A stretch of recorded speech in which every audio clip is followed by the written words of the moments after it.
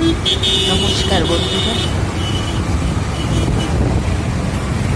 তোমাদের সাথে একটু গল্প করি। সুরাট শহরটা তোমাদের দেখাই। দেখো, সুরাট শহরটা খুব ভালো, খুব সুন্দর, বেড়াতে ভীষণ ভালো লাগে।